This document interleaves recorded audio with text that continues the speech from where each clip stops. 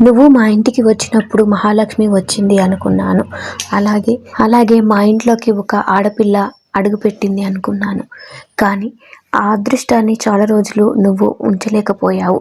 నీవు నాగచైతన్య మీ ఇద్దరికి పడక ఇక ఇంట్లోంచి వెళ్ళిపోవడం జరిగింది. ఇక మా ఫ్యామిలీలో మంచిగా నువ్వు నిలబడతావు అని అనుకున్నాము.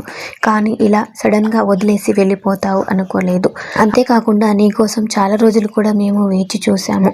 ఇక వేచి చూసిన తర్వాత ఇక నువ్వు రావని అర్థమైన తర్వాతనే మాత్రమే శోభితకిచ్చి చైతన్యకి పెళ్లి చేశాను. కానీ ఇప్పుడు నువ్వు మా ఇంట్లో ఉంచి ఇక పూర్తిగా రావని అర్థమైంది. ఇంకా నువ్వు ఇంకో వ్యక్తి దగ్గరికి వెళ్ళావని అర్థమైంది అంటూ సమంతని ఉద్దేశిస్తూ నాగార్జున అయితే మాట్లాడుకురావడం జరిగింది. అయితే సమంత మా ఇంట్లోకి వచ్చినప్పుడు మేము ఎంతగానో మురిసిపోయాం. మా ఇంట్లోకి ఒక ఆడపిల్ల మహాలక్ష్మిలా అడుగుపెట్టింది అని అనుకున్నాము. అవన్నీ అబద్ధాలు అన్నట్టుగా తన ఇంట్లోంచి వెళ్ళిపోయింది. ఇప్పుడు నా ఇద్దరు కోడళ్ళు వచ్చారు.